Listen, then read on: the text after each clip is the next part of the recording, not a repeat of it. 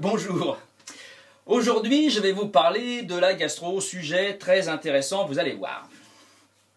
Votre médecin vous expliquerait de façon très solennelle que la gastro est une infection du système digestif provoquée par des bactéries, des parasites ou des virus et qu'elle entraîne des nausées, des diarrhées, de la fièvre, des vomissements, une déshydratation et j'en passe, blablabla. Bon, bref. Pourquoi faire compliqué quand on peut dire les choses simplement? Par exemple, il pourrait vous dire que la gastro est provoquée par des bestioles microscopiques qui viennent squatter vos boyaux histoire de vous faire chier. Votre turbine à caca s'emballe et vous fait courir au cagouin en battant tous les records de vitesse. Gare à celui ou celle qui se trouve sur votre chemin, car c'est impossible de garder ça pour vous. Il faut que ça sorte. Vous avez beau serrer les fesses, il y a grand danger de voir la mélasse expulsée sur place. Gare à vos godasses. Et puis c'est magique la gastro. Ça transforme les aliments solides en déjections liquides. Plus besoin de pousser, l'évacuation est automatique. C'est comme le Desktop Turbo, mais en beaucoup plus concentré. Ça vous débouche la tuyauterie en un rien de temps. C'est le grand lâcher de merde annuel, le largage de la mouscaille. L'anus est plus dilaté que celui d'un PD en rut. C'est la journée porte ouverte du trou fignon. Et puis, vous avez tout le temps le feu au cul. Mais attention, attention, ça n'a rien à voir avec un quelconque désir sexuel. Pas du tout. Vous avez le trou de balle qui crie « Enfin !» et la pastille qui brûle. La gastro, c'est le festival de la flatulence, la foire aux paix, le marché de la perlouse. C'est le grand concert du prout. L'usine à gaz est en effervescence et vous avez des vents qui sortent tout droit d'outre-tombe. L'odeur fétide qui vous entoure est irrespirable. Surtout pour les autres. C'est proche de celle du cadavre en putréfaction.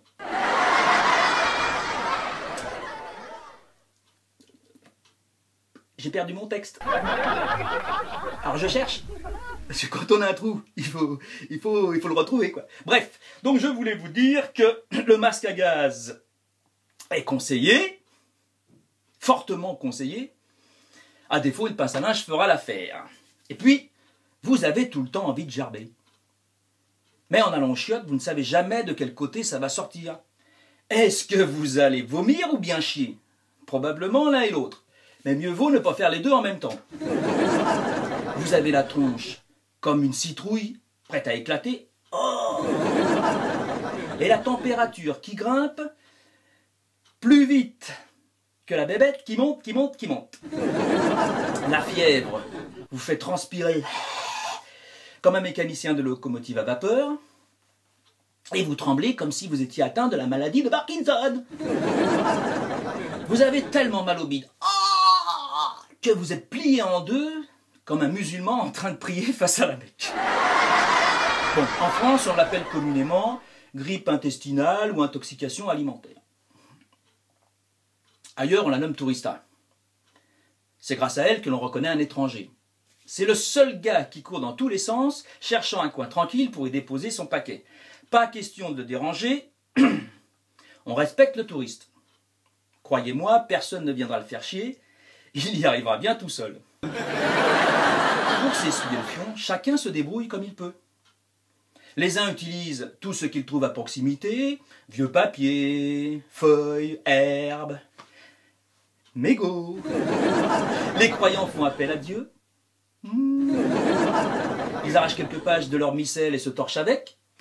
Les plus téméraires remontent tout bonnement leur futale et repartent le cul merdeux. Quant aux autres, ils se démerdent tout seuls, avec les doigts. À ce propos, vous avez probablement remarqué dans les toilettes publiques ces virgules de merde qui décorent les murs de chaque côté de la chiotte. Ce sont les traces laissées par les victimes de la tourista. Je me demande même si le créateur du logo d'une célèbre marque américaine n'aurait pas trouvé l'inspiration dans ces lieux. La gastro, c'est la hantise des dames pipi. Faut avoir le cœur bien accroché pour nettoyer derrière un chiasseux. Certaines préfèrent démissionner, on les comprend. Le pire, c'est que le gars qui vient là pour y déposer sa grosse commission repart souvent la tête basse sans même donner un pourliche. C'est qu'il n'est pas fier de ce qu'il a laissé derrière lui. Il a eu beau tirer la chasse d'eau plusieurs fois, espérant que l'odeur partirait avec la purée de pois. Rien n'y a fait. La puanteur est toujours là et le mouchetis est resté collé aux parois du chiotte. La gastro, c'est la réhabilitation des goguenaux. Les toilettes deviennent la pièce principale, la pièce à vivre.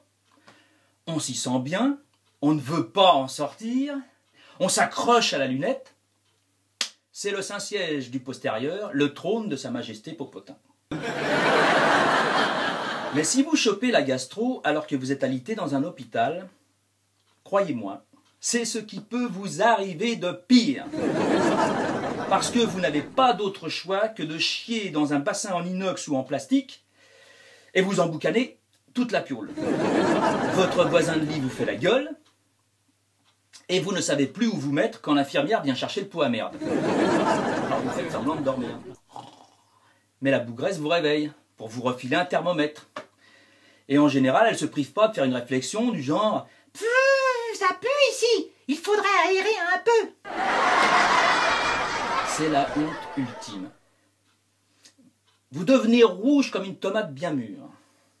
Et même si elle a un super décolleté qui met en valeur une poitrine généreuse, je peux vous dire que votre rossignol reste couché sur ses œufs. Comme disait ma grand-mère... La gastro, c'est comme les grèves à la SNCF. On sait quand ça commence, mais jamais quand ça va s'arrêter, et ça fait chier tout le monde. Vous avez raison, ma grand-mère. Et puis, elle est tellement contagieuse que lorsqu'une épidémie de gastro touche votre chef de service, vous remarquerez que les faillots s'abstiennent de lui lécher le cul. Bon, vous l'aurez compris, avec la gastro, vous êtes sacrément emmerdé. Mais fort heureusement, elle ne dure que 2 ou 3 jours. Excusez-moi, j'ai une envie pressante. Au revoir.